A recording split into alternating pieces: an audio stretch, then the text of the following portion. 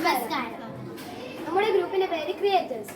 നമ്മുടെ ഗ്രൂപ്പ് ഇവിടെ എത്തിയിരിക്കുന്നത് ആഗോളതാപനം എന്ന വിഷയത്തിന്റെ അവതരണത്തിന് വേണ്ടിയാണ്. നമ്മൾ എന്താണ് ആഗോളതാപനം എന്ന് അറിയുന്നതിന് മുൻപായി അതിലേക്ക് നയിക്കുന്ന ഒരു പ്രതിഭാസത്തെ നമുക്ക് പരിചയപ്പെടാം.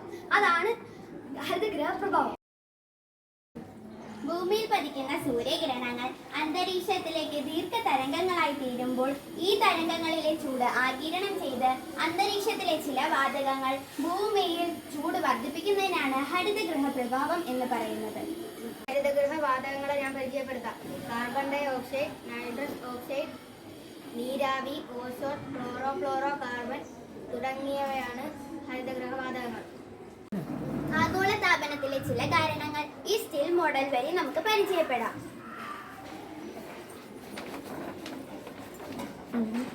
ഒന്നാമത്തേതായി വനനശീകരണം.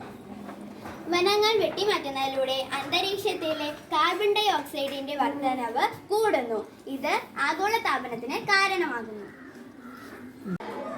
ഊർജ കാര്യക്ഷമതയും വാഹനങ്ങളുടെ ഇന്ധനവും ഉപയോഗം മെച്ചപ്പെടുത്തുക. സൗരോർജം, കാറ്റ് എന്നിവ പോലുള്ള പുനരുപയോഗം. രണ്ടാമതായി നോക്കാം ക്ലോറോ കാർബൺ.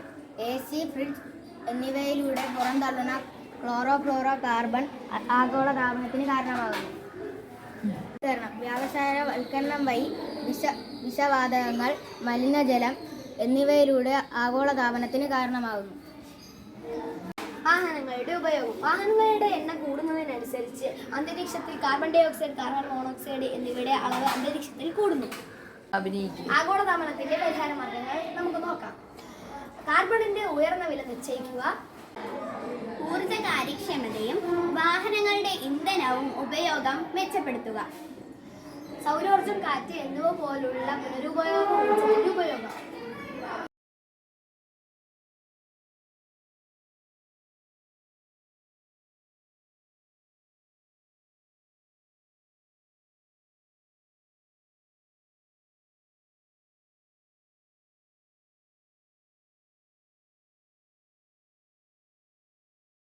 നമ്മുടെ ഈ ചെറിയ പ്രവർത്തനത്തിന്റെ അവതരിച്ചിരിക്കുന്നു. നന്ദി, നമസ്കാരം.